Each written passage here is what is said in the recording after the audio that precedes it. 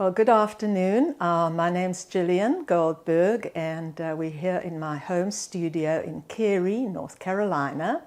I'm very grateful to have this great studio. We converted a garage, and now I have all this. Well, an artist never has enough space, but I have quite a lot of space and fabulous light, and I can throw the paint on the floor if I want. So a lot of you out there will be able to relate to how fabulous that is.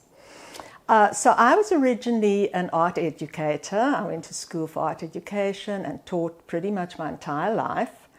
Loved it, mainly taught drawing, but pretty much all the media, because that's what you train to do when you go in for a teaching degree. I eventually sold the business and retired after a little while and started to paint, which was my first passion. So it's been a wonderful journey. I've been painting for about 16 years now, professionally showing, doing lots and lots of community events, trying to be part of things, get to know people, get to know what's going on in the community, being a member of most of the arts organizations here.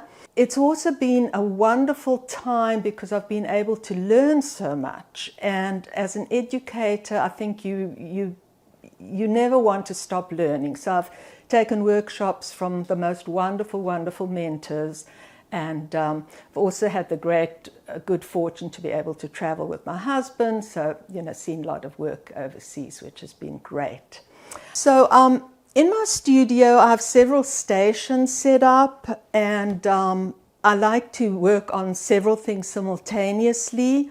I also like to be able to check my email, like we all do while things are drying. I do use my computer and scanner and printer.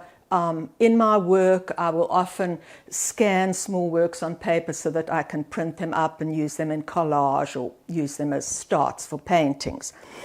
So behind me are some paintings that are not part of a body of work, but they were lying around the studio, and I have them up because they're all kind of different. And we'll talk about that later on during the lesson, because I wanted to point out some of the elements that we're going to look for when we get towards the end of the instruction. And those elements have to do with how you try to resolve a painting. There's some more work here. And these pieces were all done they were all started in a workshop with a wonderful, wonderful teacher from Colorado called Joan Fullerton, and we'll put her name in the notes to the video. She was the first one who really turned me on to the idea of intuitive painting. To some extent, as an abstract painter, one works intuitively a great deal, but she had such wonderful ideas. And the paintings that you see here, believe me, when I brought them home after a week in the mountains, they were a complete mess. They were just like complete gobbledygook. But I was able to push through and rework them many times. So I was quite happy with the results in the end. And again, I'll be pointing out some elements in there. This was done about 10 years ago maybe, and the title of the painting is Homage to Marriott, and this is a shout out to one of my favorite people in the Triangle, Marriott Little, who is my great heroine, and I had met Marriott years ago and was so enchanted with her sense of composition that after several years I was happy to make this little painting as a homage to her. Here we have some more of the intuitive pieces. This one's called Circumnavigation, and I think that the museum used this for the marketing material. It's one of my favorites. Again, just kind of happened, and as we go through the lesson today, you'll get a sense of where these little textures and patterns come from. This is wrapping paper that's been collaged in there. These, I don't often work small, but I had to deliver some work recently for a show and had to make it pretty fast. So I made these small collages. They're a lot of fun to do. And again, although you start out with a concrete idea, but you never really know where it's going to go. Some people love using stencils. I don't use a lot of them, but sometimes you get fantastic ones. My favorites are the ones that look like some type of script or text.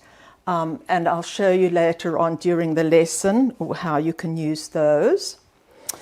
Lots and lots of paints. Now, like a lot of people, I sometimes just go to the paint shop and get them to mix up a sample size of a color.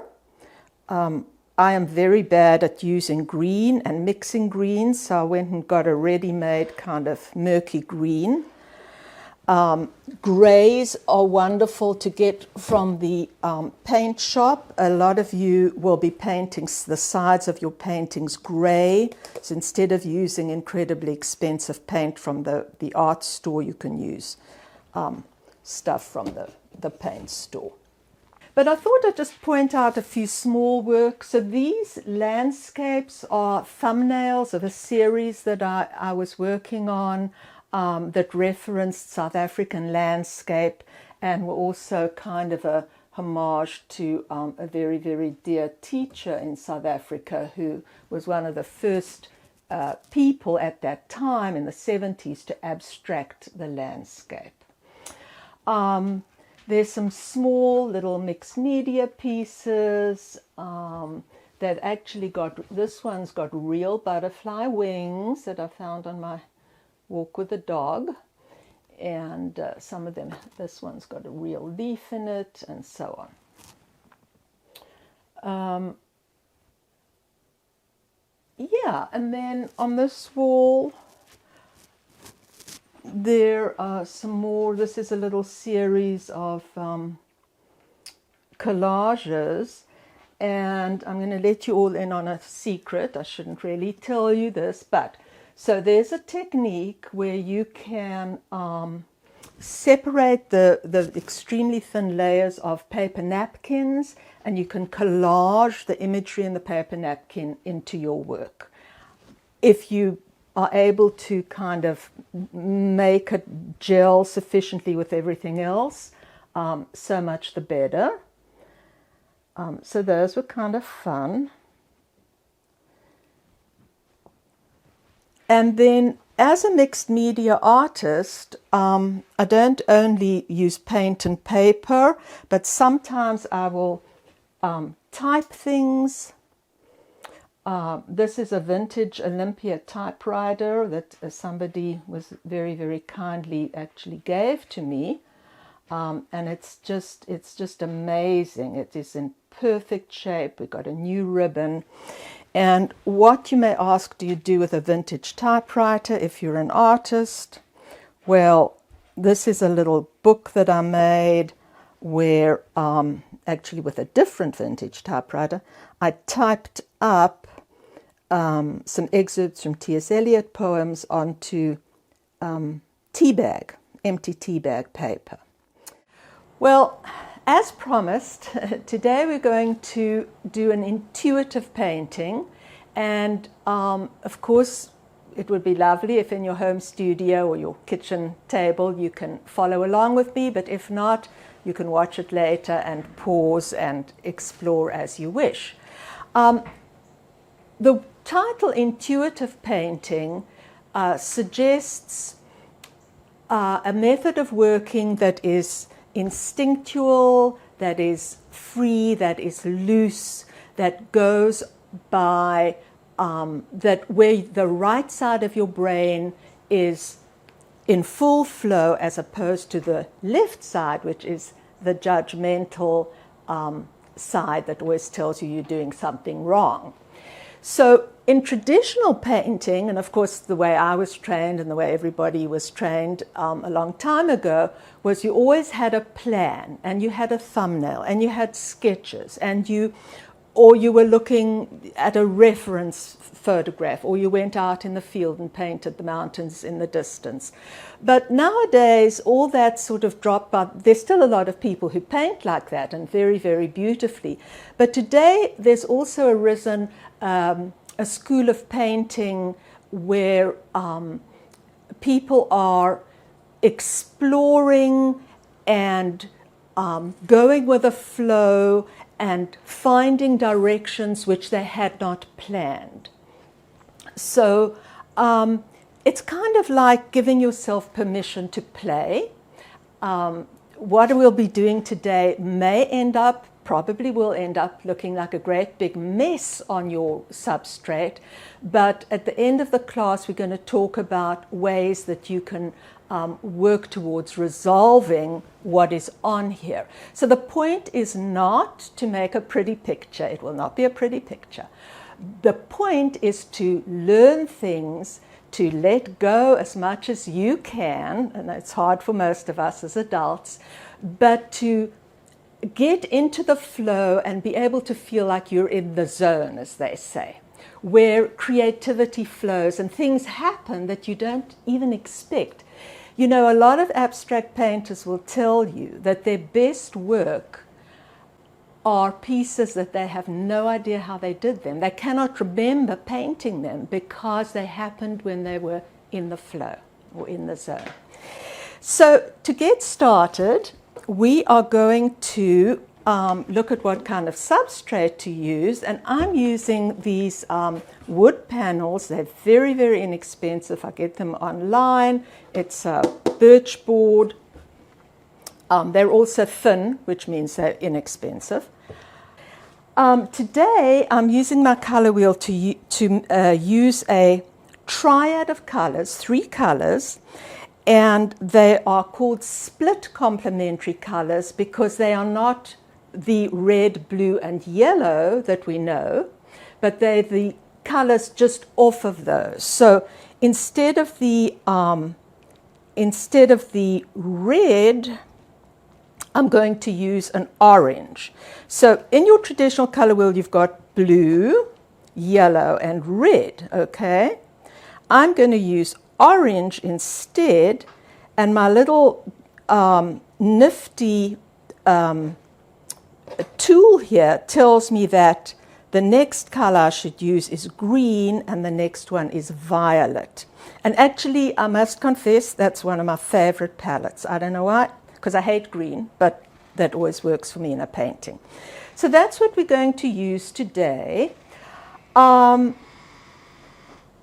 One thing that I've learned fairly recently, I must confess, is the concept of the mother color. Now, the mother color is where you take a bit of all your colors, and we're using orange and green and purple, and you squeeze a bit of all of them into your tub or your jar, your yogurt cup or whatever. You don't have to measure or weigh anything at all. Just go ahead and squeeze it in. And then add a nice big dollop of white gesso, because otherwise you're going to have a really dark, murky color. So I'm going to add a nice big dollop of my white gesso. And I don't use it from the bucket, obviously. I always put it in a little jar. So I'm going to mix it all up. Right now it looks like icing for a kiddie's dinosaur cake. It's pretty revolting. But what you're going to see in a minute is that your mother color is a wonderful, oh man, that's a really good one. Your mother color is a wonderful neutral gray. And as a neutral grey, it's going to harmonize with all the other colors that you use today. Why do you want a neutral grey, you may ask? I hate grey. Because you need a place for your eye to rest in your painting. You need a quiet place that isn't shouting at you, purple, green, orange, okay? So it comes in really handy. So I'll just close this up, don't lose it. As a retired art educator, I never wash one scrap of paint down the drain. It's always used. Something I always forget to mention, but it's really important, is if you don't wear gloves, it's a great idea to grease up before you start painting. And the reason is, you'll be very glad you did when you go to wash your hands, because the acrylic polymer will peel off your skin instead of having to scrub it off. So, good idea to keep some hand cream handy. So, why do we have an old rag and salad tongs? So, I saw a video by a wonderful, wonderful painter one time, and to get started, and this man paints on enormous, enormous canvases. To get started, he just dipped a wet sponge, I think it was, I didn't have a sponge, in some paint. And just got some color onto the surface. Okay. Now, of course, if you do this, you want it to be really wettish because you want it to be able to dry. You want the paint to evaporate quickly, not sit on the surface too long.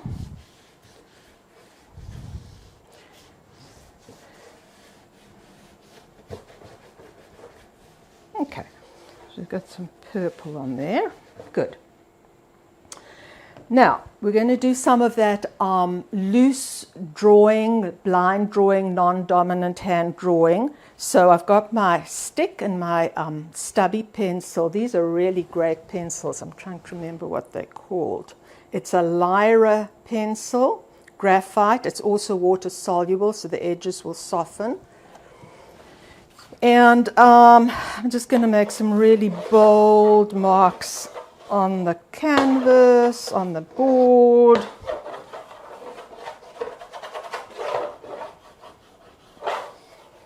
Okay, that's done. Now, we're going to be repeating this throughout our class today. I'm going to turn the canvas 90 degrees. So, it's sometimes hard to remember to do this, but it's a really helpful little trick because it keeps you looking at the whole thing and it stops you from getting attached to any one part of your painting or any particular orientation. Okay, so we've done sponge, we've done blind drawing. Let's do some mark making. This is a fun one. This is... these are rubber bands, so it might be rubber bands that are taped together and put on the end of a stick. And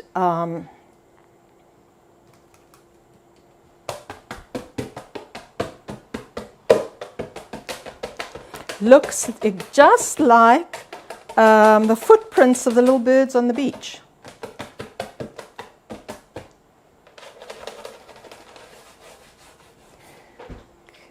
We could try another thing for random mark making.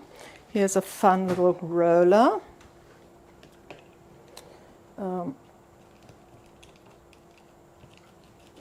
Let's see if I can get some of this on there.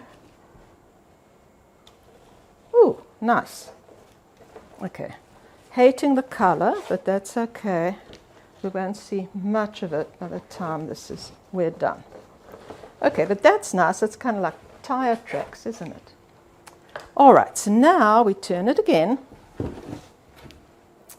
And we're going to try that oil pastel that I was talking about. Now, if you don't have oil pastels at home, a Crayola crayon will do just fine.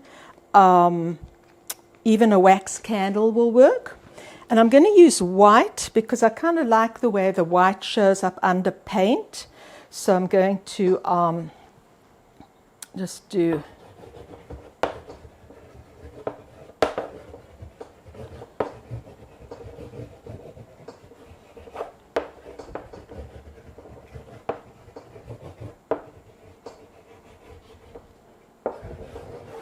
okay.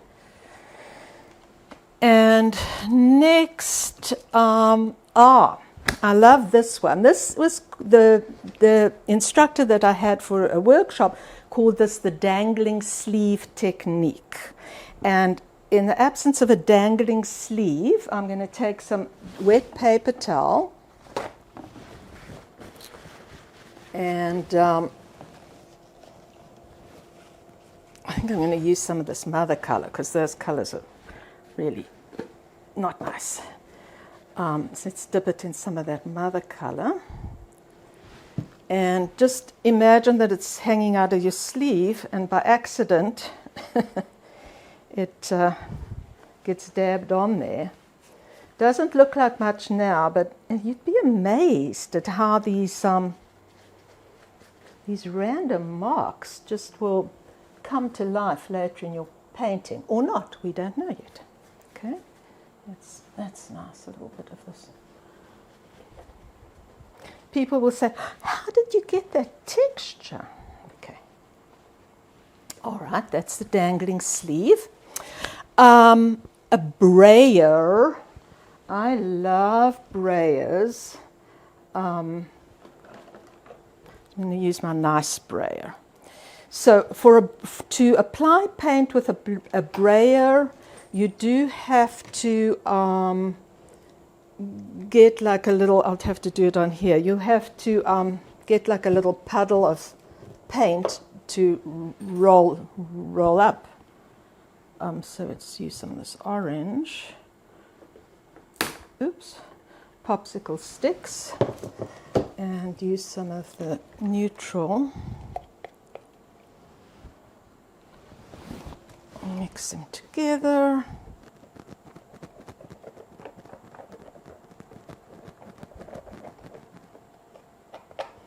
Okay, and now roll it up. Isn't that yummy? Just delicious.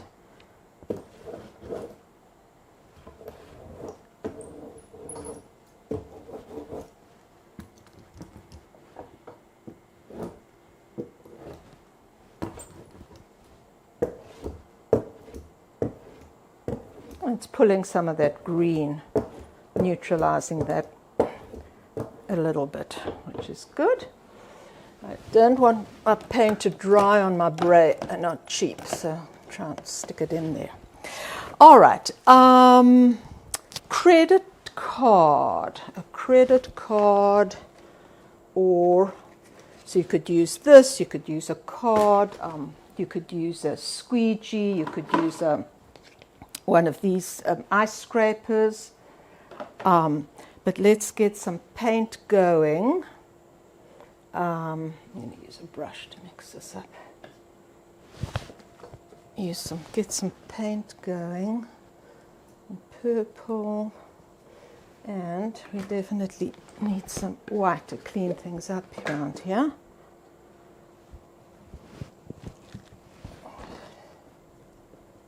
Okay.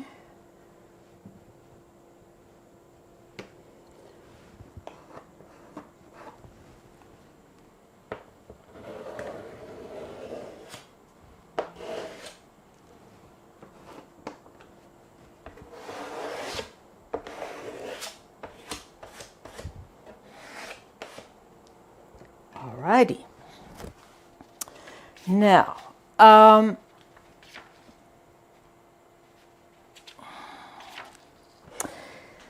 as I predicted, I have been forgetting to turn my board. So let's go ahead and turn that board. And we'll use a couple more things. Splatter. Splatter. Now, if you're going to splatter, Just be sure that you don't have anything important or valuable in the way. But let me use something so quite as this. So splatter sounds exactly like it is. I'm going to create some. Now I dipped into yellow, and yellow is not my palette, but I'm going to cheat by adding orange to it so that it falls in the orange category. And I want it to be quite wet, and I'm going to splatter. Okay, not quite wet enough. Nice. Okay. Now, of course, that's pretty wet, so it might take a few minutes to dry. All right. Now we're going to turn the board, and we are going to lay down paper strips. Okay, so, before we lay down the paper strips, I just want to clean some of these areas up a little bit. So I'm going to make a very light purple.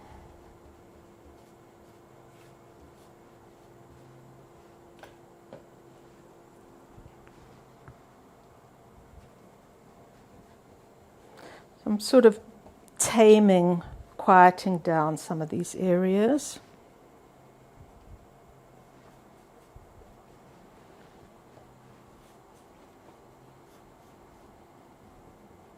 And I always like to work near the edge, because when you get towards the end of your painting, and it's kind of where you might like it to be, or you might like to leave it, you sometimes realize, oh my gosh, I've got to paint the edges.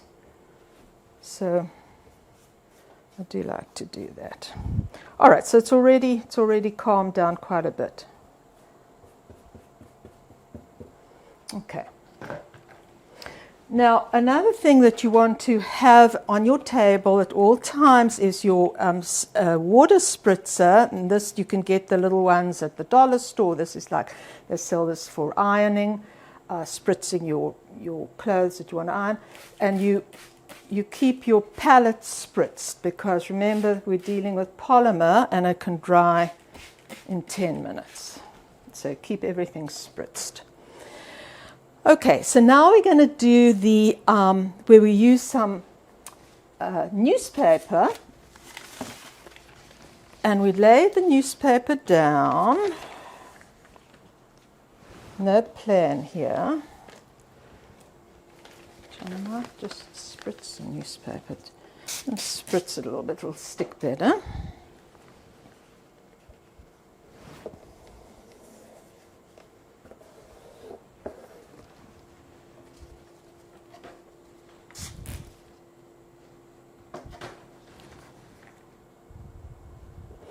Now, when you're doing this, you can make some executive decisions, and those might be, well, I really like that part there, so I'm going to cover that up. I'm going to mask that with a newspaper so it doesn't get messed up. So it'll be kept. Actually, that's going to overlap a little bit too much. Let's do that. Okay.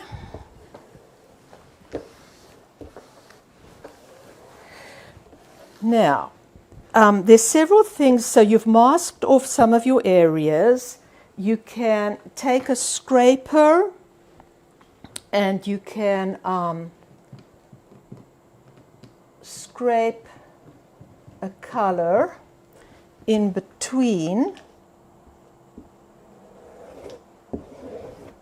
And you're going to get, you should get, if it works, going to get kind of a nice edge on that color.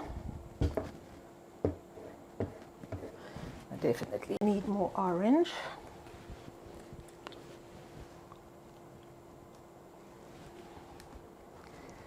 Another thing that you can do is use a spritzer, and I think this has got white in it.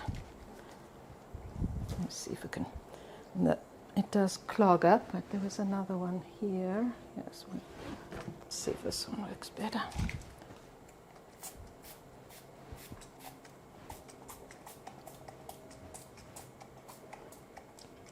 Okay, this is not ideal, so we'll go back to our scraper. You can get, in the craft stores, you can get little bottles of spritzer that people use in crafts, and those work really nicely.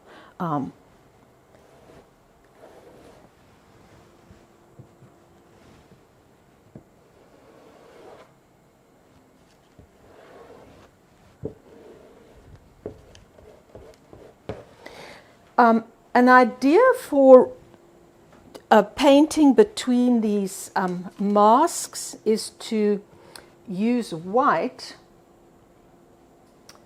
because the white will hopefully give the effect of light flooding into your piece.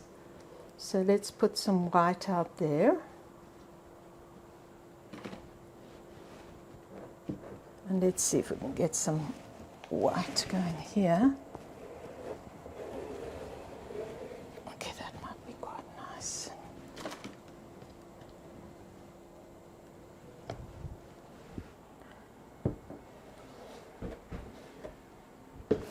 Okay. All right, so let's see what happened. All right, I like that. So you can see that that's kind of foggy, and then that's brighter. You can see an edge there. Now, if your paper sticks like that, all the better, because that's going to add to your surface texture. And can be quite nice. So I'm going to leave those in, most of them. Okay. All right, so I think that the surface has come together a little bit, because we've created these foggy areas and these brighter areas. We've created some hard lines.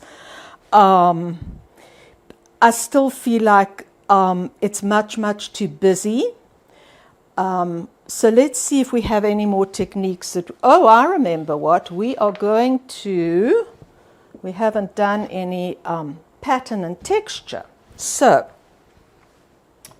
let's do the old bubble wrap texture.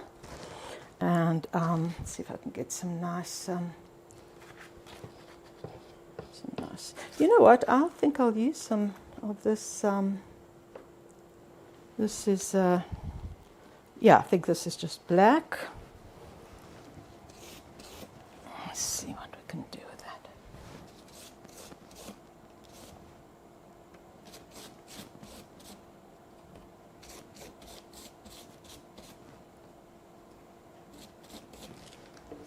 Okay.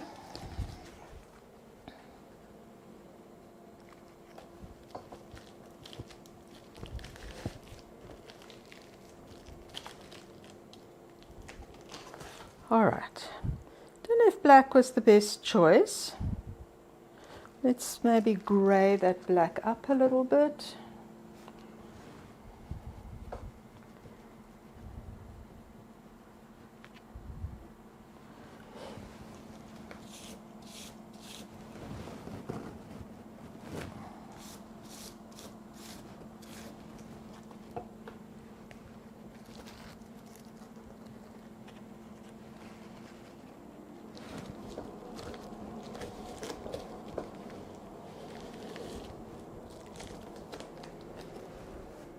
Better. Kind of like what's happening there. There's some thick paint that's coagulated and it's creating its own texture, not just the bubble wrap. Okay, what else have we got? What are the tricks?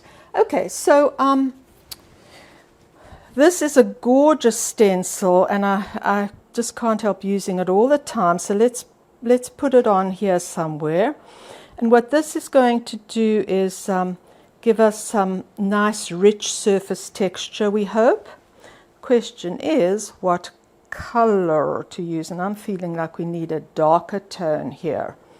So black is always scary, but When I was coming up, our professors would forbid us to use black, because they said the Impressionists never used black. They created shadows with mixing complementary, so you can't use black. Nowadays, black is very, very popular. So let us get some black. Now, stencils are tough, and I do not pretend to be an expert on how to get a nice stencil finish, but I'm going to use these little cosmetic wedges, let's see if we can get a nice,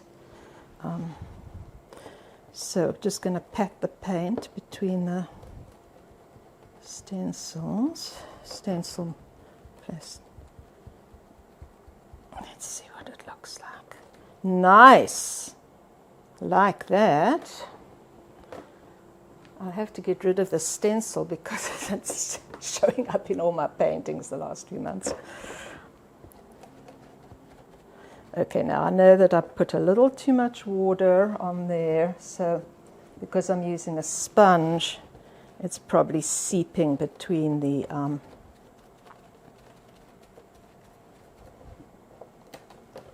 not bad, like it.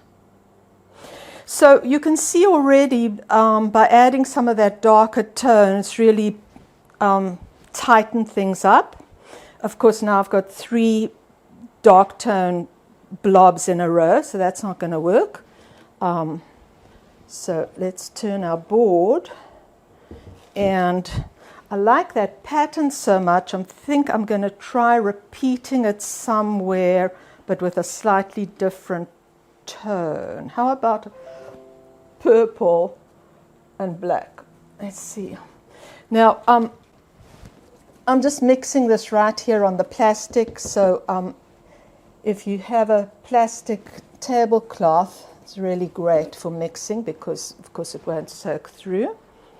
It's not that purple, is it? Okay.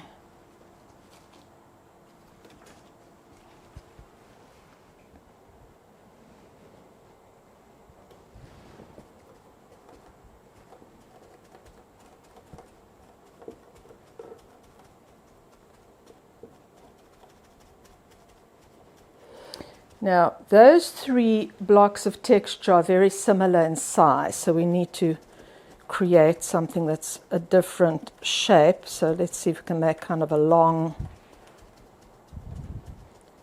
one here. All right, good.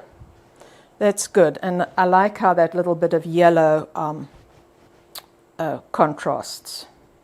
All right, so let's turn it again.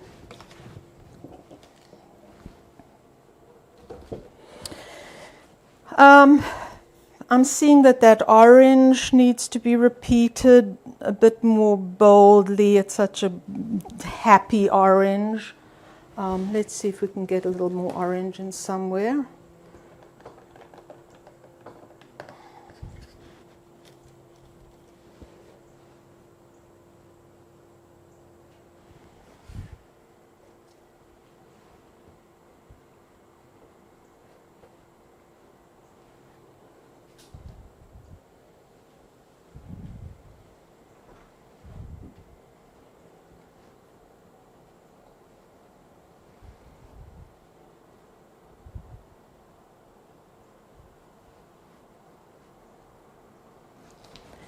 Okay, now we are going to do a little bit of very, very simple primitive drawing. And you can use a crayon, you can use a pencil, you can use a pastel, anything you like. But let's introduce something that's got a little bit of narrative to it. So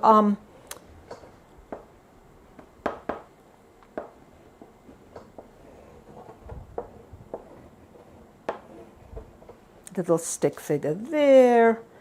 What about a little house there? And what about a tree there?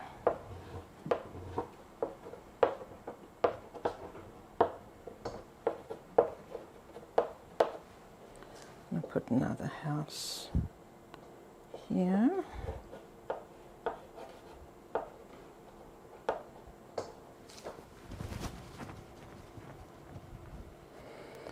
Maybe.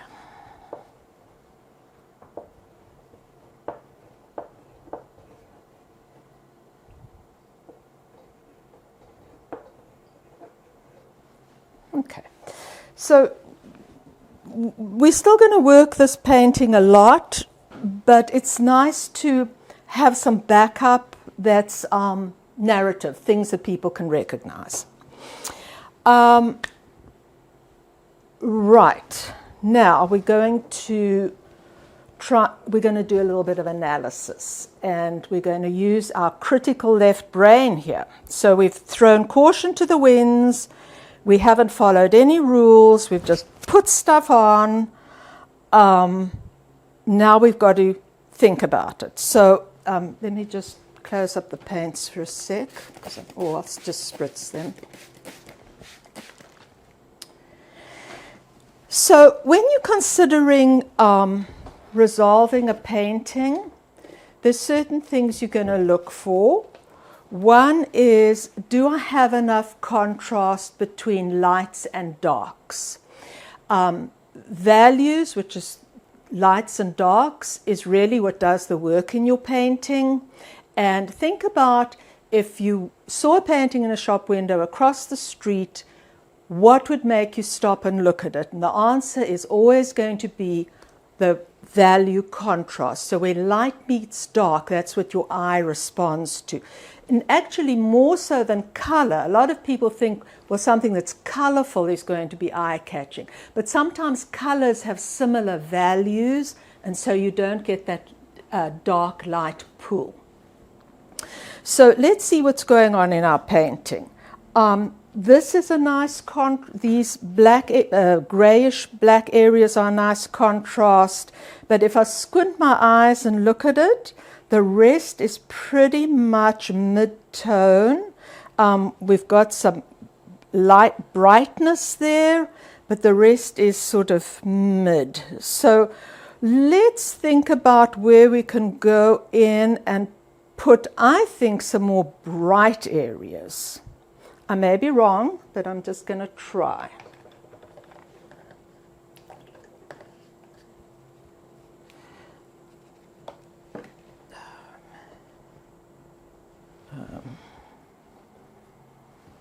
Lots of white.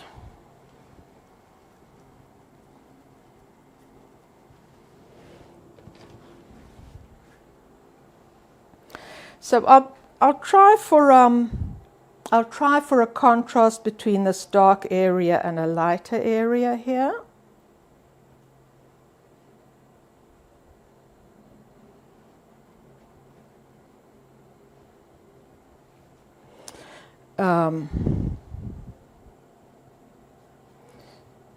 Now this part of the process is really scary for me, and I think for a lot of other people, because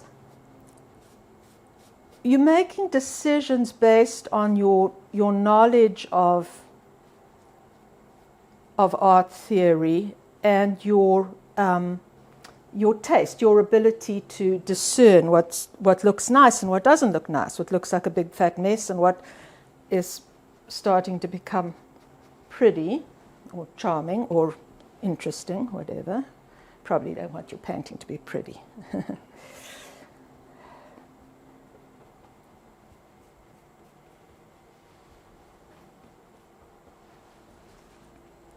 Okay, now, right now, this, of course, is jumping out far too much. So, let's see. Where are those cosmetic sponges? Right, so I'm going to use the fogging technique where you gently sort of soften the edges of an area.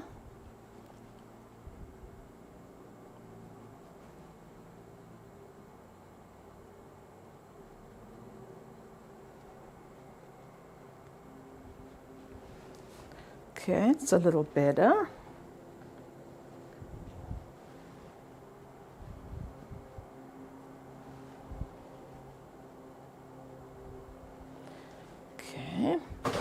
I think we need a bit more of that very light color. So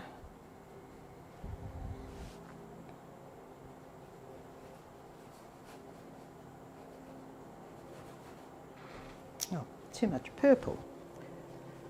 Let's just use some white. Oh, I know what I forgot to tell you all about.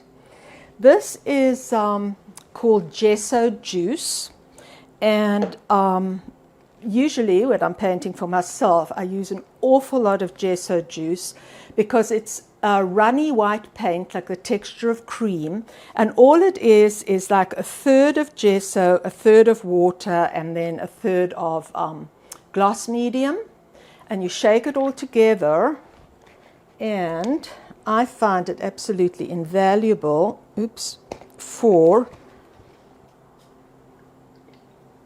oh, kind of like that. I didn't mean to spatter, but hey, that's looking good. But when you don't want a thick, white, opaque, a painted area, you can use some gesso juice to soften up areas.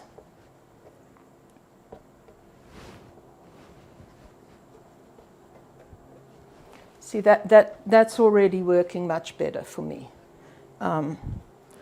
So I'm glad I remembered about the gesso juice. Now, gesso juice is also nice to use, like say you put it on there and then you just kind of wipe it off. See, that black's still a little bit too wet, but see, it's softening that area. Soften up that nasty green.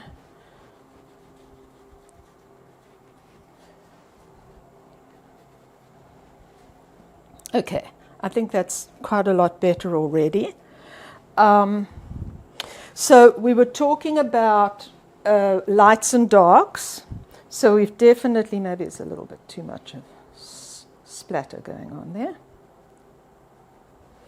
So we've got light and dark, much better. Maybe need a little bit more light here. Let's use the gesso juice. Use more of that.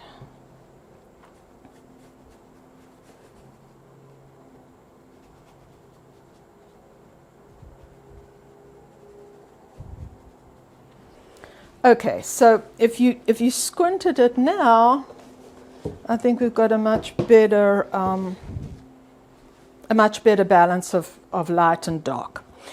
So the next thing that you're going to have to think about is, do I have a focal point?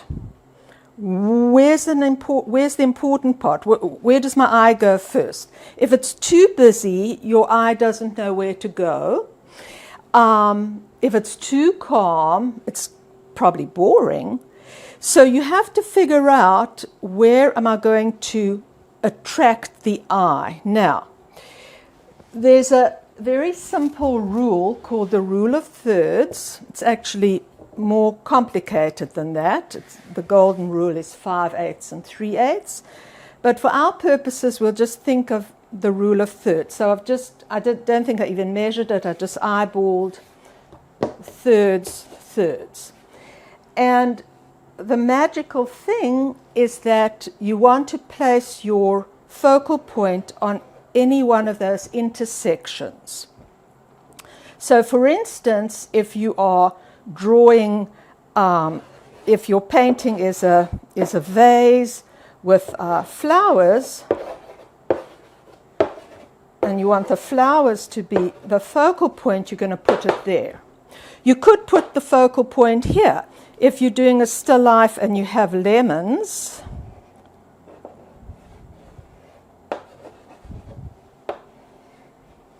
you would put them there.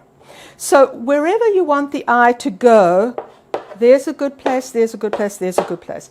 Now, it seems very simple, but what's fascinating is if you look at master works, old masters, try to figure out where the focal points are, and you'll see they're usually on those where the lines cross. So let's see, do we have a focal point? Not really. Let's turn it around. I'm constantly looking at that little figure. And that little figure is actually on what could be a good axis for a focal point. So let's see if we can make the little figure more important. So I'm going to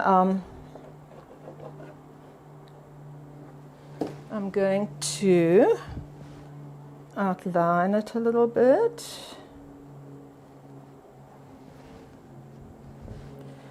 This pencil's water soluble.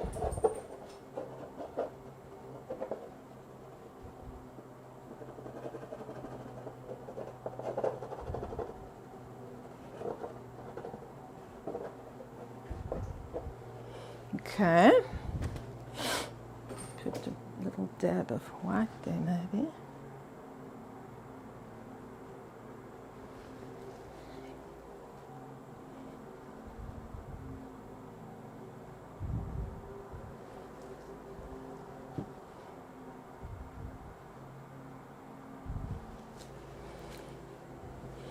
Okay, maybe I want, so when your eye goes to a focal point, there needs to be some way to leave that focal point and travel elsewhere in the painting.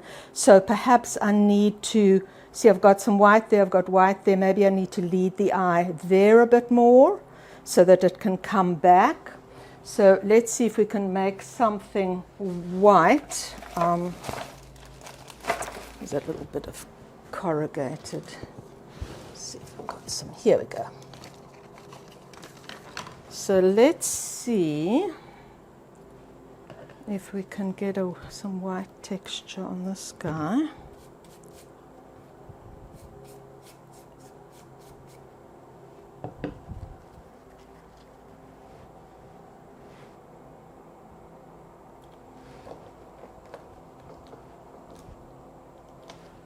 Okay, I like it. It's working nicely because it's a horizontal, that's a vertical, so it's getting some nice structure in there. Even these little houses are kind of adding to that.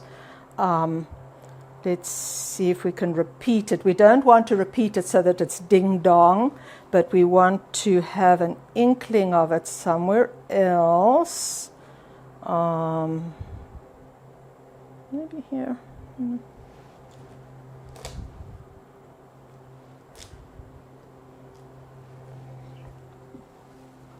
Okay.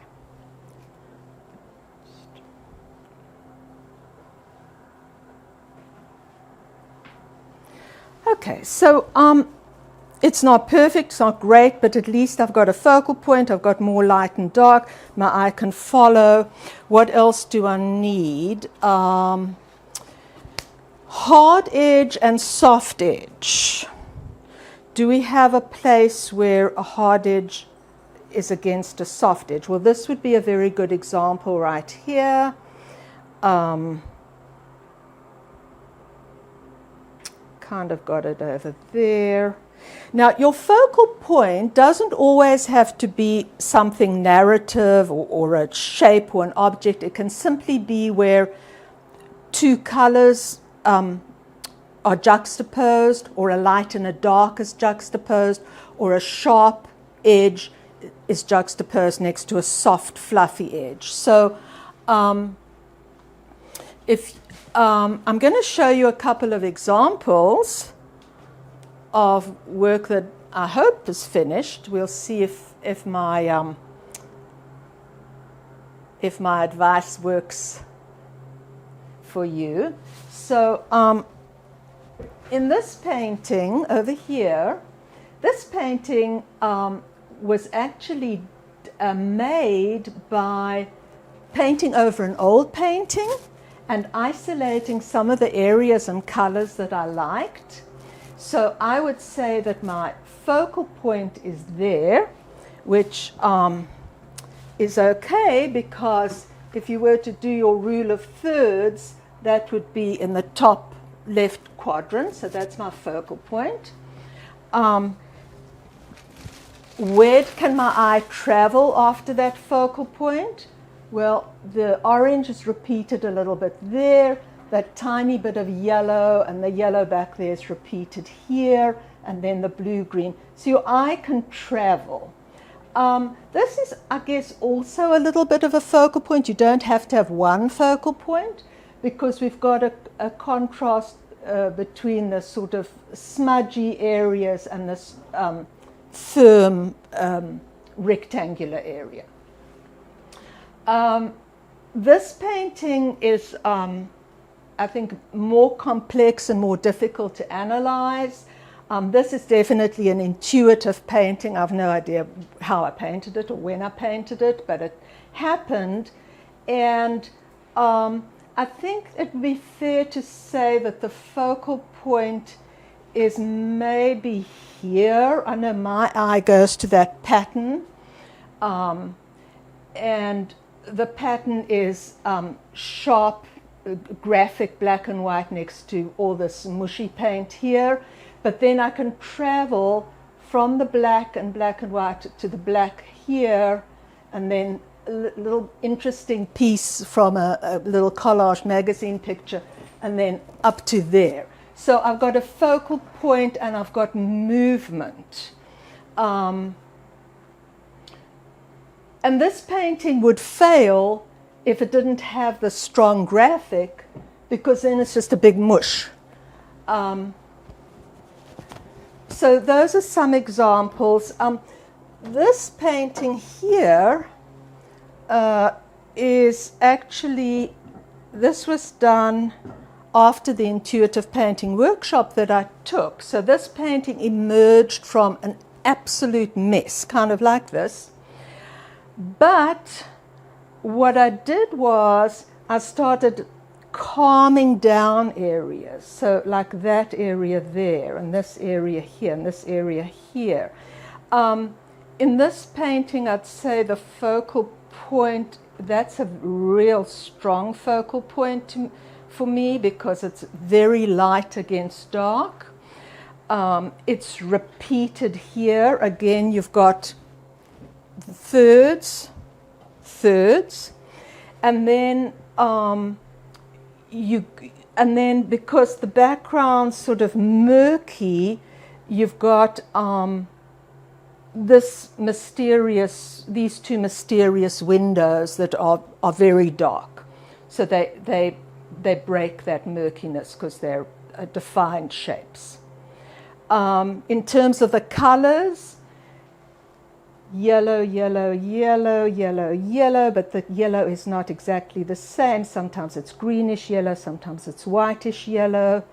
The greenish blue is repeated there, and so on. So I think you get the idea. Let's check and I know what I wanted to tell you all, and this is an encouraging part of the lesson. A lot of teachers will tell you that every painting, no matter how unsuccessful it seems to you, has 6 square inches of genius. To find the 6 square inches of genius and cheer yourself up that there are nice bits to the painting, you can take a little mat like this. You can make one out of a greeting card or a piece of poster board or cardstock. This is, I always have a few of these mats on hand. And you can move that around the picture and see if you can isolate an area that you like. So I really like that. And if I were to continue with this project, I might make a little thumbnail of that, a little drawing, or photograph it as a reference, because I really love how the orange is flowing, the bit of spatter, the black texture and the black line. So that's a really nice part. Let's see if there's anything else. That's kind of okay. Kind of okay. Let's see if we can That's better. Okay, so that's a pretty nice little area, and you could take a photograph of it, as I say, or just make a sketch of it. But this is working nicely because you've got your focal point, which is interesting because it's something recognizable. It's anchored with the dark colors here. You've got your splash of orange and then your nice sort of fresh splashes of white and so on. Now, some areas are not going to work, but they may work in the context of the whole. So that's a fun exercise to do. You can use a smaller mat. So if you take a greeting card, which would be about this size, you could just like cut out a 4x6 and make that your mat. So I think we've kind of come to the end of the process here. And I would just like to thank you very much for joining me this afternoon. In the show notes, we will be putting the names of some of my personal favorite painters, some from the past, some contemporary, and also the names and maybe links to some wonderful art instructors online that you can find on YouTube.